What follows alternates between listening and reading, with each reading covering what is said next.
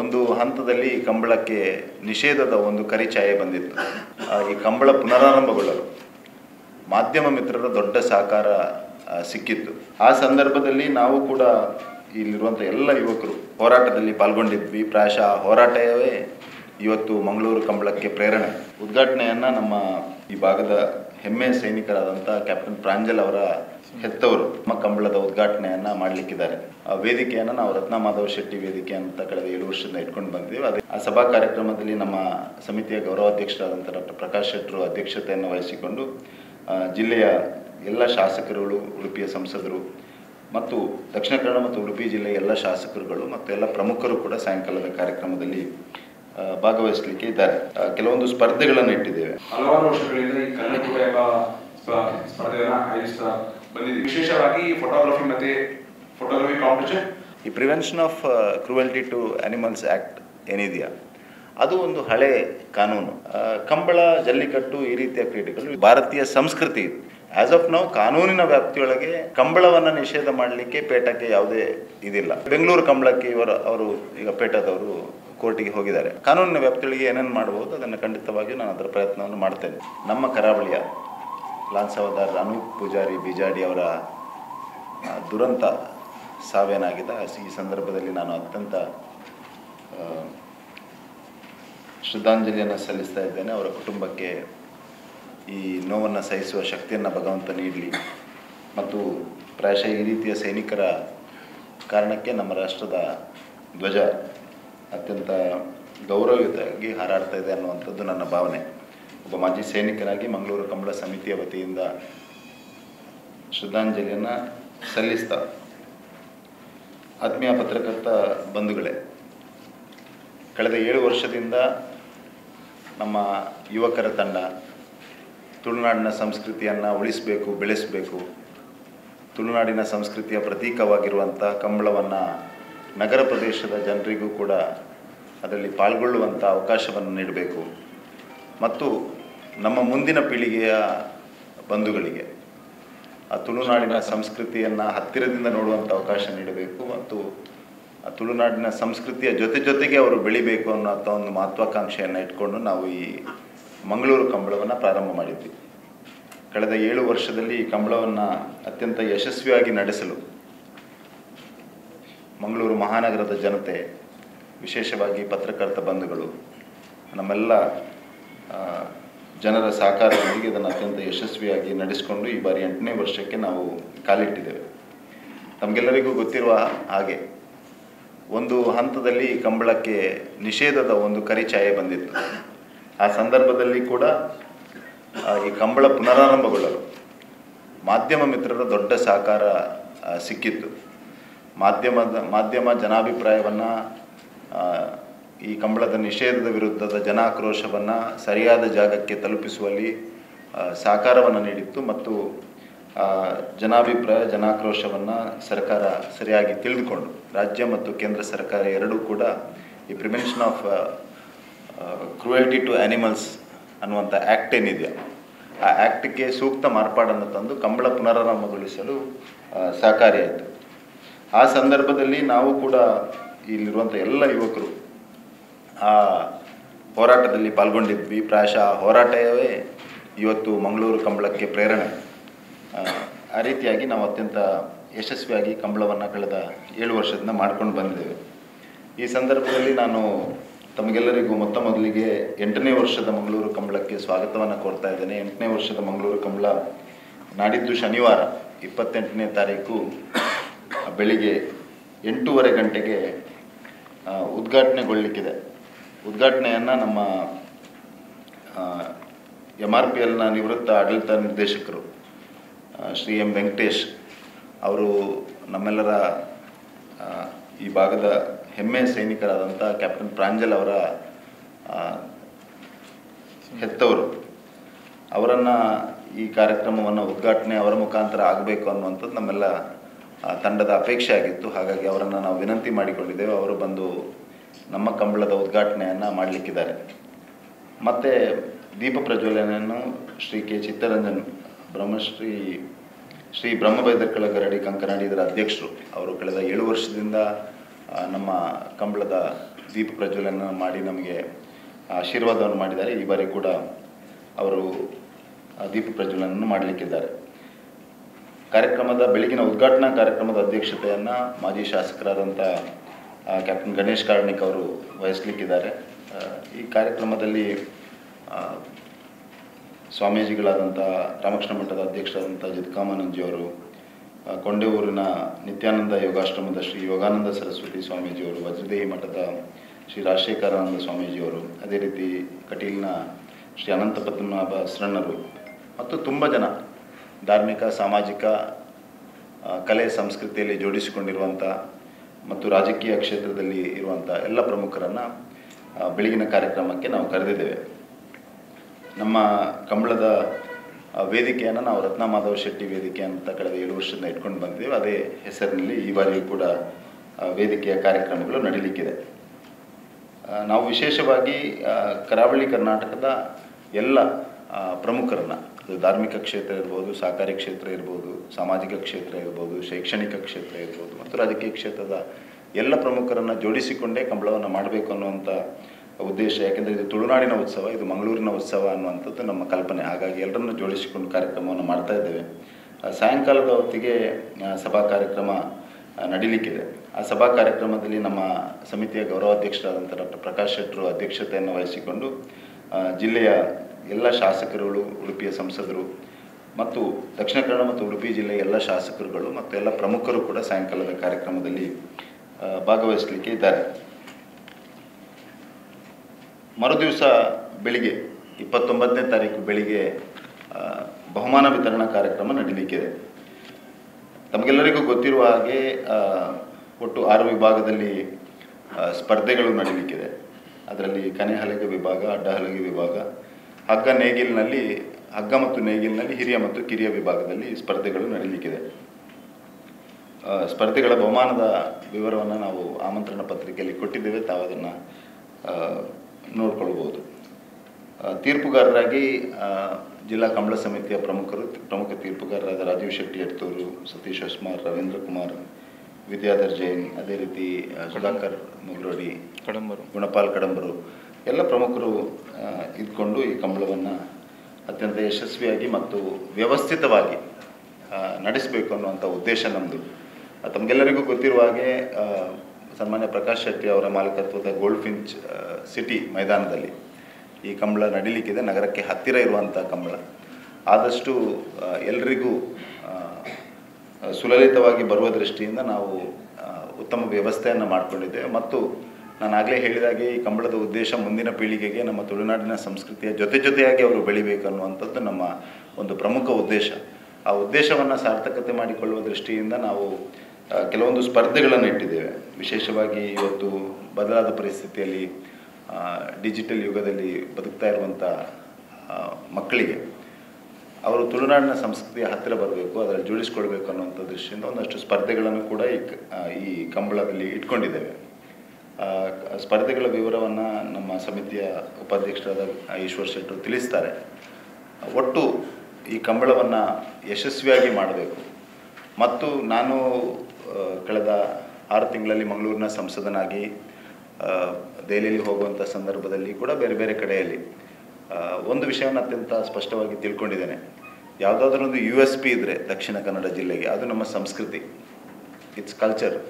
ಹಾಗಾಗಿ ದಕ್ಷಿಣ ಕನ್ನಡ ಮತ್ತು ಕರಾವಳಿಯ ಸಂಸ್ಕೃತಿ ಅತ್ಯಂತ ವಿಶಿಷ್ಟವಾದಂಥ ಒಂದು ಸಂಸ್ಕೃತಿ.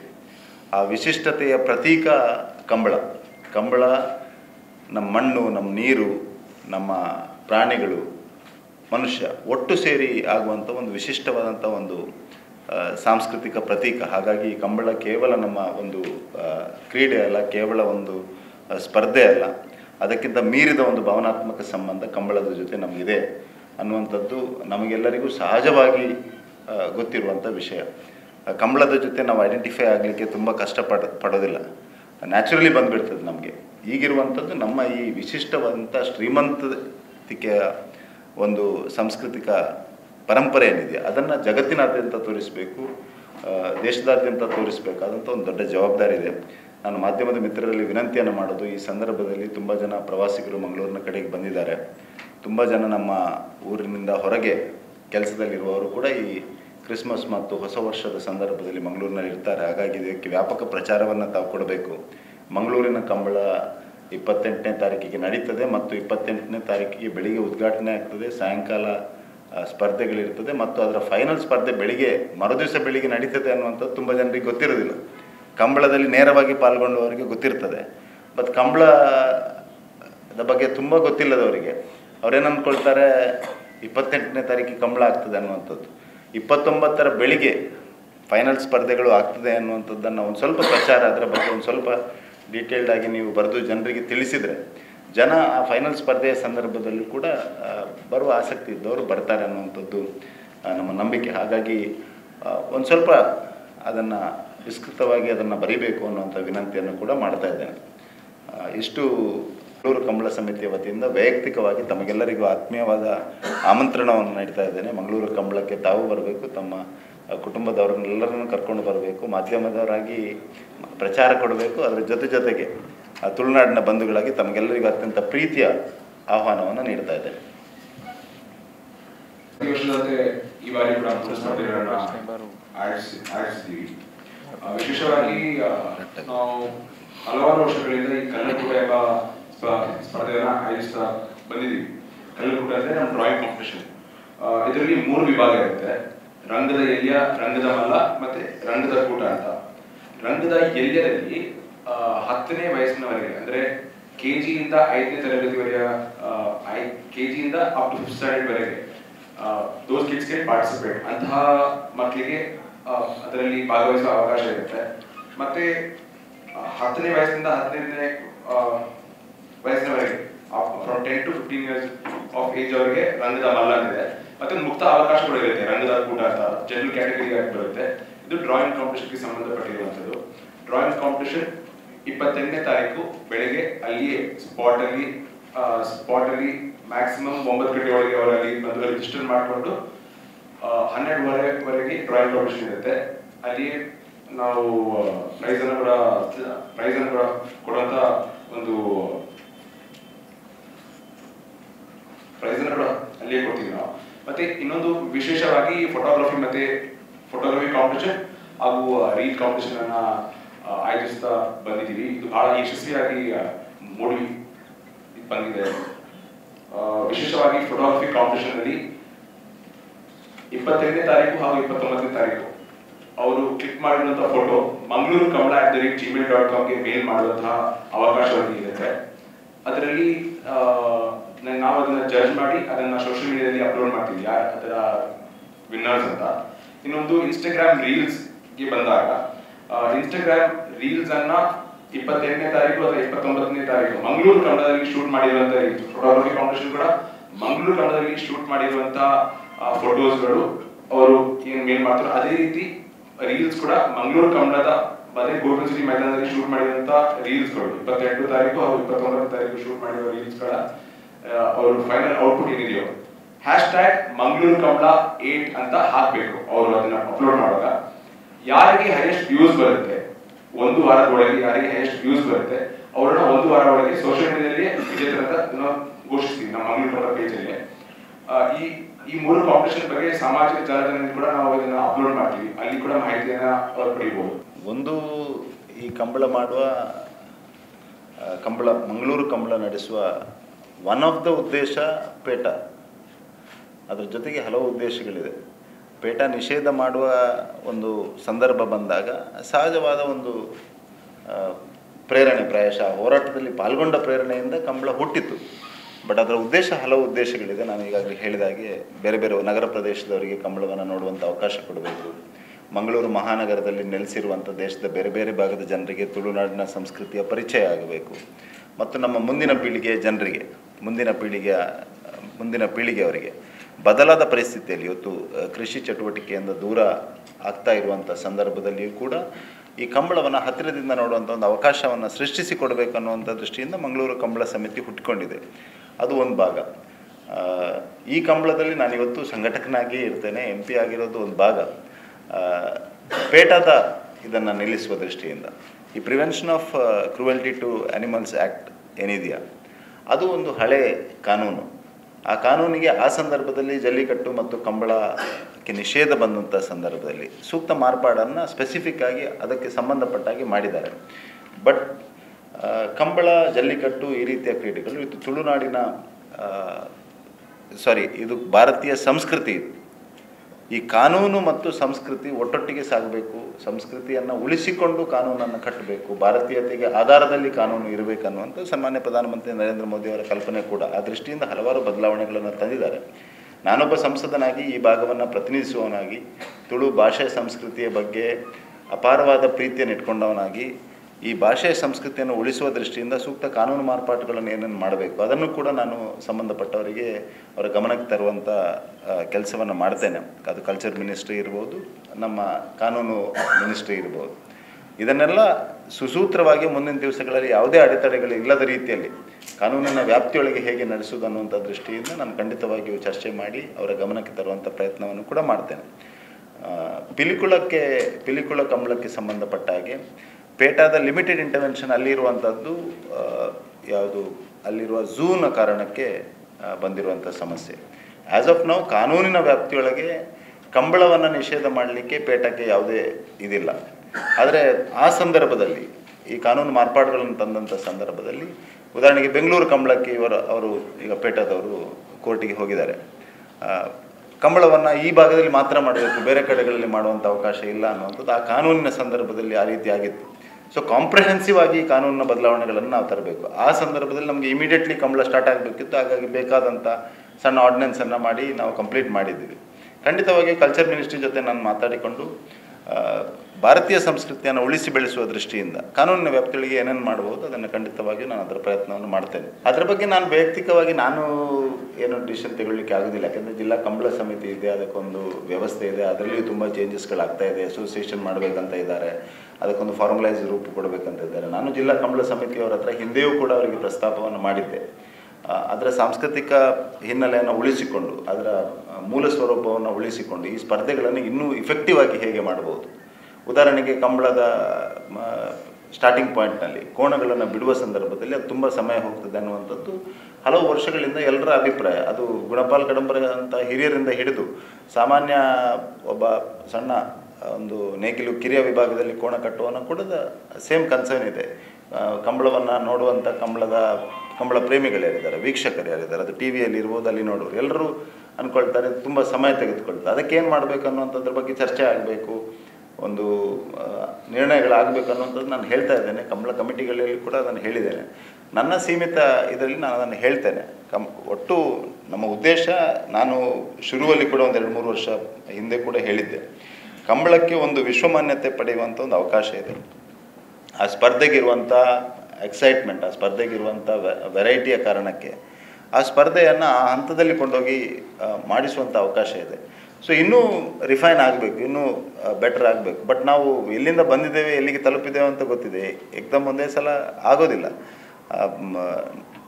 ಈಗ ಇವತ್ತು ಕಂಬಳ ಜೋಡುಕರೆಯಲ್ಲಿ, ಫ್ಲಡ್ ಲೈಟಲ್ಲಿ, ಲೇಸರ್ ಲೈಟಲ್ಲಿ, ಲೇಸರ್ ಬೀಮ್ ಸಿಸ್ಟಮಲ್ಲಿ ತುಂಬ ಇವಾಲ್ವ್ ಆಗಿದೆ.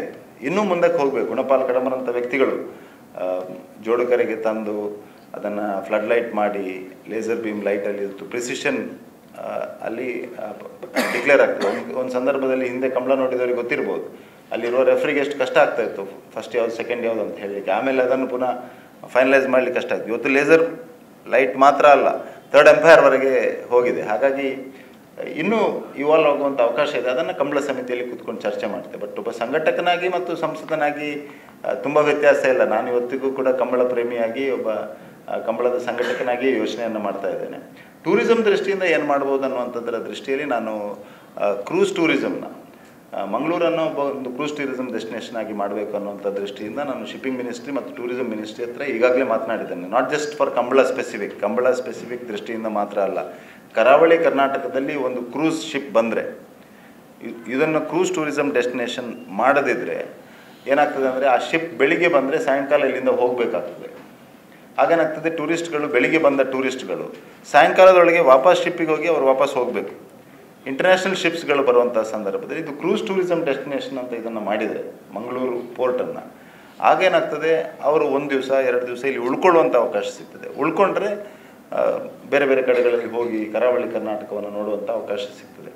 ಮತ್ತು ಅವರು ಇದನ್ನು ಕ್ರೂಸ್ ಟೂರಿಸಮ್ ಡೆಸ್ಟಿನೇಷನ್ ಆಗಿ ಮಾಡಿದರೆ ಕ್ರೂಸ್ ಪ್ಲ್ಯಾನಿಂಗಲ್ಲಿ ಕೂಡ ನಾವು ಕಂಬಳವನ್ನು ಇನ್ಕ್ಲೂಡ್ ಮಾಡಲಿಕ್ಕೆ ಅವಕಾಶ ಸಿಗ್ತದೆ.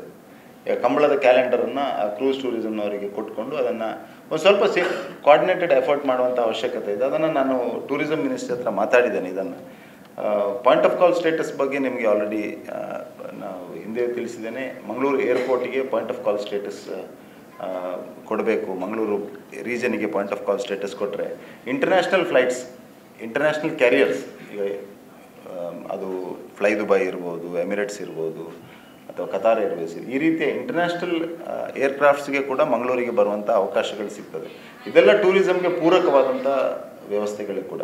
ಕಂಬಳವನ್ನು ಸ್ವದೇಶ ದರ್ಶನಲ್ಲಿ ಇನ್ಕ್ಲೂಡ್ ಮಾಡಬಹುದಾ ಅನ್ನುವಂಥದ್ದನ್ನು ಕೂಡ ನಾನು ಟೂರಿಸಮ್ ಮಿನಿಸ್ಟ್ರಿ ಹತ್ರ ಚರ್ಚೆ ಮಾಡಿದ್ದೇನೆ. ಬಟ್ ಈ ಫೈನಾನ್ಷಿಯಲ್ ಇಯರ್ಗೆ ಅಲ್ಲಿ ಫಂಡ್ಸ್ಗಳ ಶಾರ್ಟೇಜ್ ಇರೋದ್ರಿಂದ ಸ್ವಲ್ಪ ಕಷ್ಟ ಇದೆ. ಅದನ್ನು ರಾಜ್ಯ ಮತ್ತು ಕೇಂದ್ರ ಸರ್ಕಾರ ಒಟ್ಟಾಗಿ ಮಾಡಬೇಕಾಗ್ತದೆ. ನಾನು ಇದನ್ನು ಖಂಡಿತವಾಗಿ ಕಂಬಳದ ಟೂರಿಸಮ್ ಸ್ಕೋಪನ್ನು ನಿಮ್ಮ ಜೊತೆ ಚರ್ಚೆ ಮಾಡ್ಕೊಂಡು ಹೇಗೆ ಅದನ್ನು ಇನ್ನೂ ಎನ್ಹಾನ್ಸ್ ಮಾಡ್ಬೋದು ಅನ್ನೋಂಥ ದೃಷ್ಟಿಯಿಂದ ಮಾಡ್ತೇನೆ. ಬಟ್ ಟೂರಿಸ್ಟ್ಗಳು ಬರೋ ದೃಷ್ಟಿಯಿಂದ ಇಂಪಾರ್ಟೆಂಟ್ 2 ಫ್ಯಾಕ್ಟರ್ಸ್. ಒಂದು ಕ್ರೂಸ್ ಟೂರಿಸಮ್ ಡೆಸ್ಟಿನೇಷನ್, ಎರಡನೇದು ಪಾಯಿಂಟ್ ಆಫ್ ಕಾಲ್ ಸ್ಟೇಟಸ್. ಈಗ ಉದಾಹರಣೆಗೆ ಮಂಗಳೂರಿನಿಂದ ಈಗಾಗಲೇ ಸಿಂಗಾಪುರ್ಗೆ ಒಂದು ಫ್ಲೈಟ್ ಆಗಿದೆ. ಅತಿ ಶೀಘ್ರದಲ್ಲಿ ಮಂಗಳೂರಿನಿಂದ ಬ್ಯಾಂಕಾಕ್ಗೆ ಒಂದು ಫ್ಲೈಟ್ ಆಗ್ತದೆ ಅನ್ನುವಂಥದ್ದು ಕೂಡ ಏರ್ ಇಂಡಿಯಾದಿಂದ ಈಗ ಡಿಕ್ಲೇರ್ ಮಾಡಬೇಕಾಗಿಲ್ಲ, ಆದಮೇಲೆ ಮತ್ತು ಹೇಳಿದ ಮೇಲೆ ಆ ರೀತಿ ಮಂಗಳೂರಿಗೆ ಬೇರೆ ಬೇರೆ ಡೆಸ್ಟಿನೇಷನ್ಗೆ ಫ್ಲೈಟ್ಸನ್ನು ಕೊಡುವ ದೃಷ್ಟಿಯಿಂದ ಕೂಡ ವ್ಯವಸ್ಥೆ ಮಾಡಬೇಕು. ಮತ್ತು ನಾವು ಇನ್ನಷ್ಟು ಹಾಸ್ಪಿಟಾಲಿಟಿ ಪಾರ್ಟ್ನರ್ಸ್ ಜೊತೆ ಮಂಗಳೂರಿನಲ್ಲಿ 5 ಸ್ಟಾರ್ ಹೋಟೆಲ್ಸ್ ಆಗುವ ದೃಷ್ಟಿಯಿಂದ ಇನ್ವೆಸ್ಟ್ ಮಾಡುವ ದೃಷ್ಟಿಯಿಂದ ಅದರ ಬಗ್ಗೆ ಕೂಡ ಒಂದು ಯೋಚನೆ ಮಾಡಬೇಕಂತ ಇದೆ. DC ಅವರು ಕೂಡ ಒಂದು ಕೋಸ್ಟಲ್ ಟೂರಿಸಮ್ ಟಾಸ್ಕ್ ಫೋರ್ಸ್ ಅಂತ ಒಂದು ಮಾಡಿದ್ದಾರೆ. ನಾನು ಅವರನ್ನು ಕೂಡ ಭೇಟಿಯಾಗಿದ್ದೆ. ಅವರಿಗೂ ಕೂಡ ನಾನು ಈ ಸಲಹೆಯನ್ನು ಕೊಟ್ಟಿದ್ದೆ. ಮಂಗಳೂರಿನಲ್ಲಿ ಹಾಸ್ಪಿಟಾಲಿಟಿ ದೃಷ್ಟಿಯಿಂದ ಟೂರಿಸ್ಟ್ಗಳು ಬಂದವರಿಗೆ ಉಳ್ಕೊಳ್ಳುವ ದೃಷ್ಟಿಯಿಂದ 5 ಸ್ಟಾರ್ ಹೋಟೆಲ್ಸ್, ಉಳಿದ ಹೋಟೆಲ್ಸ್ನ ಅವಶ್ಯಕತೆ ಕೂಡ ಇದೆ. ಸೊ ಹಾಗಾಗಿ ಕಾಂಪ್ರಹೆನ್ಸಿವ್ ಆಗಿ ಯೋಚನೆ ಮಾಡೋ ದೃಷ್ಟಿಯಿಂದ ಒಂದು ಒಳ್ಳೆಯ ಬೆಳವಣಿಗೆ DC ಅವರ ನೇತೃತ್ವದಲ್ಲಿ ಒಂದು ಕೋಸ್ಟಲ್ ಟೂರಿಸಮ್ ಟಾಸ್ಕ್ ಫೋರ್ಸ್ ಅಂತ ಒಂದು ಮಾಡಿದ್ದಾರೆ. ಅದರಲ್ಲಿ ಜನಪ್ರತಿನಿಧಿಗಳು, ಅದರಲ್ಲಿ ಟೂರಿಸಮ್ ಇಂಟ್ರೆಸ್ಟ್ ಇರುವಂಥ ಜನರು ಎಲ್ಲರನ್ನೂ ಜೋಡಿಸಿಕೊಂಡು ಅವ್ರು ಮಾಡಿದ್ದಾರೆ. ಅಲ್ಲಿಯೂ ಕೂಡ ನನ್ನ ಸಲಹೆ ಇದನ್ನು ಕೊಡ್ತೇನೆ. ಒಟ್ಟಾಗಿ ಸೇರಿಕೊಂಡು ಮಂಗಳೂರಿನ ಟೂರಿಸಮ್ ಪೊಟೆನ್ಷಿಯಲನ್ನು ನಾವೆಲ್ಲ ಸೇರಿ ಬೆಳೆಸಬೇಕಾಗಿದೆ. ಅದರಲ್ಲಿ ದೊಡ್ಡ ಪಾತ್ರ ಮಾಧ್ಯಮದವರೇ ಇರುವಂಥದ್ದು. ಟೂರ್ ಆಪರೇಟರ್ಸ್ ಯಾರಿದ್ದಾರೆ ಅವರಿಗೆ ನಾವು ಕ್ಯಾಲೆಂಡರ್ ಮೊದಲೇ ಕಳಿಸ್ತೇವೆ. ಅದರಲ್ಲಿ ತುಂಬ ಜನ ಬರ್ತಾರೆ ಕೂಡ. ಈ ಲೋಕಲ್ ಟೂರಿಸ್ಟ್ಗಳು ಕಂಬಳ ಟೈಮಲ್ಲಿ ಕೆಲವರು ಟೈಮ್ ನೋಡಿಕೊಂಡು ಆ ವೀಕೆಂಡ್ ಸೀಸನಲ್ಲಿ ಮಂಗಳೂರಿಗೆ ಬಂದು ಹೋಗೋರಿದ್ದಾರೆ. ಅದರ ಎಕ್ಸಾಕ್ಟ್ ಡೇಟಾ ನಮಗಿಲ್ಲ ಕರ್ನಾಟಕದ ವ್ಯಾಪ್ತಿಯೊಳಗೆ. ಅದು ಈ ಬಾರಿಯೂ ಕೂಡ ಬರ್ತಾ ಇದ್ದಾರೆ, ಹಿಂದೆಯೂ ಬಂದಿದ್ದರು. ನಮಗೀಗ ಕನ್ಸರ್ನ್ ಇರುವಂಥದ್ದು ಇಂಟರ್ನ್ಯಾಷನಲ್ ಮತ್ತು ರಾಜ್ಯದ ಹೊರಗಿನ ಟೂರಿಸ್ಟ್ಗಳನ್ನು ಹೇಗೆ ತಂದು ಅವ್ರನ್ನ ಎಂಗೇಜ್ ಮಾಡುವಂಥದ್ದು. ಒಂದು ಅದೇ ನಾನು ಹೇಳಿದಾಗೆ DC ಅವರ ಟೂರಿಸಮ್ ಟಾಸ್ಕ್ ಫೋರ್ಸ್ನಲ್ಲಿ ಅವರೊಂದು ಕ್ಯಾಲೆಂಡರ್ ಮಾಡಿದ್ದಾರೆ. ಕರಾವಳಿ ಕರ್ನಾಟಕದ ಟೂರಿಸಮ್ ಕ್ಯಾಲೆಂಡರ್ ಅನ್ನುವಂಥದ್ದನ್ನು ಒಂದು ಮಾಡಿದ್ದಾರೆ. ಅದರಲ್ಲಿ ಕಂಬಳವನ್ನು ಕೂಡ ಇನ್ಕ್ಲೂಡ್ ಮಾಡಿದ್ದಾರೆ. ಇದು ಈ ವರ್ಷ ಪ್ರಾರಂಭ ಆಗಿದ್ದು. ಹಾಗಾಗಿ ಇನ್ನೂ ಒಂದು ಸ್ವಲ್ಪ ಅದಕ್ಕೆ ಪಬ್ಲಿಸಿಟಿ ಸಿಗಬೇಕು. ಕರಾವಳಿ ಕರ್ನಾಟಕದಲ್ಲಿ ಏನೆಲ್ಲ ನಡೀತದೆ ಅನ್ನುವಂಥದ್ದು ಎಲ್ಲರಿಗೂ ಗೊತ್ತಾಗಬೇಕು. So it's a slow process. ಒಟ್ಟಿಗೆ ಸೇರ್ಕೊಂಡು ಮಾಡುವ. ಈ ಬಾರಿ ಅಂತ ಪ್ಲ್ಯಾನಿಂಗ್ ಇಲ್ಲ. ನಾನು ಅದೇ ಹೇಳಿದಾಗೆ ಕ್ರೂಸ್ ಟೂರಿಸ್ಟ್ಗಳದ್ದು ಒಂದು ಸಮಸ್ಯೆ ಏನಂದರೆ ಅದು ಇಂಟರ್ನ್ಯಾಷನಲಿ ಫಿಕ್ಸ್ ಆಗುವ ಕ್ಯಾಲೆಂಡರ್. ಇಂಟರ್ನ್ಯಾಷನಲಿ ಫಿಕ್ಸ್ ಆಗುವಾಗ ಮಂಗಳೂರಿನಲ್ಲಿ ಕ್ರೂಸ್ ಶಿಪ್ಸನ್ನು ಒಂದಿನ ಉಳಿಸ್ಕೊಳ್ಳುವಂಥ ಅವಕಾಶ ಇಲ್ಲ. ಅದಕ್ಕೆ ಆ ಸ್ಟೇಟಸ್ ಮಂಗಳೂರಿನ ಪೋರ್ಟಿಗೆ ಇವತ್ತಿಗೂ ಸಿಕ್ಕಿಲ್ಲ. ಮಂಗಳೂರಿಗೆ ಕ್ರೂಸ್ ಶಿಪ್ಸ್ಗಳು ಬರ್ತದೆ. ದೇಶದ ಒಂದು 7-8 ಪೋರ್ಟ್ಗಳು ಯಾವುದು ಕ್ರೂಸ್ ಶಿಪ್ಸ್ ಬರುವಂಥ ಪೋರ್ಟ್ಗಳಲ್ಲಿ ಮಂಗಳೂರು ಕೂಡ ಒಂದು ಪೋರ್ಟ್. ಕ್ರೂಸ್ ಶಿಪ್ಸ್ ಬರ್ತದೆ. ಬಟ್ ಕ್ರೂಸ್ ಶಿಪ್ಸ್ ಬಂದು ಬೆಳಿಗ್ಗೆ ಬಂದ ಶಿಪ್ ಅಥವಾ ಟೂರಿಸ್ಟ್ಗಳು ಇಳಿದು ಮಂಗಳೂರಿನ ಸುತ್ತಮುತ್ತ ಹೋಗಿ ಸಾಯಂಕಾಲ ವಾಪಸ್ ಹೋಗ್ತಾರೆ. ಈಗ ಇದನ್ನು ಕ್ರೂಸ್ ಟೂರಿಸಮ್ ಡೆಸ್ಟಿನೇಷನ್ ಮಾಡಿದರೆ ಆ ಶಿಪ್ಗಳು 1-2 ದಿವಸ ಉಳ್ಕೊಳ್ಳುವಂಥ ಅವಕಾಶ ಇದೆ. ಆಗ ಸ್ವಲ್ಪ ವ್ಯಾಪ್ತಿ ದೂರ ಮಾಡ್ಬೋದು. ಈಗೇನಾಗ್ತದೆ, ಅವ್ರು ಬಂದವರು 1 ವರ್ಷ ಕಂಬಳಕ್ಕೂ ಬಂದಿದ್ದರು, ಆ ಡೇಟ್ ಮ್ಯಾಚ್ ಆಗಿರೋದ್ರಿಂದ ಪಿಲಿಕುಳದವರೆಗೆ ಹೋಗ್ತಾರೆ ಅಥವಾ ಇಲ್ಲಿ ಮಂಗಳಾದೇವಿ ಹೋಗ್ತಾರೆ. 1-2-3 ಕಡೆ ಹೋಗಿ ಬಸ್ಸಲ್ಲಿ ಹೋಗಿ ಮುಗಿಸಿಬಿಡ್ತಾರೆ. ಈಗ ಉದಾಹರಣೆಗೆ ಆ ಶಿಪ್ ಇಲ್ಲಿ ಉಳ್ಕೊಂಡ್ರೆ, 1 ದಿವಸ ಉಳ್ಕೊಂಡ್ರೆ, ನಾವು ಇನ್ನೂ ಒಂದು ಸ್ವಲ್ಪ ಕುಮಾರ ಪರ್ವತದ ಹತ್ರನ, ಸುಬ್ರಹ್ಮಣ್ಯಕ್ಕ, ಬೇರೆ ಬೇರೆ ಕಡೆಗಳಿಗೆ ಕೊಂಡೋಗುವಂಥ ಅವಕಾಶ ಇದೆ. ಬಟ್ ಅದಕ್ಕೆ ಅದನ್ನು ನೋಟಿಫೈ ಮಾಡುವಂಥ ಅವಶ್ಯಕತೆ ಇದೆ. ಅಲ್ಲ, ಸ್ಪೆಸಿಫಿಕ್ ಆಗಿ ಆ ಥರ ಏನಿಲ್ಲ. ಕೂತ್ಕೊಂಡು ಚರ್ಚೆ ಮಾಡಿ, ನಾನು ಈಗ ಸದ್ಯಕ್ಕೆ ಅಡಿಕೆ ಹಳದಿ ರೋಗ ಮತ್ತು ಎಲೆ ಚುಕ್ಕಿಯ ಒಂದು ಮೇಜರ್ ಸಮಸ್ಯೆಯ ಬಗ್ಗೆ ನಾನು ಅದರ ಬಗ್ಗೆ ಇಳಿದು ಕೆಲಸ ಮಾಡುವಂತ ಇದ್ದೇನೆ. ಆ ಭಾಗದಲ್ಲಿ ವಿಶೇಷವಾಗಿ ಸುಳ್ಯ ಭಾಗ, ಕಡಬ ಭಾಗದಲ್ಲಿ ಹಳದಿ ರೋಗ ಮತ್ತು ಎಲೆ ಚುಕ್ಕಿಯ ದೊಡ್ಡ ಸಮಸ್ಯೆ ಇದೆ.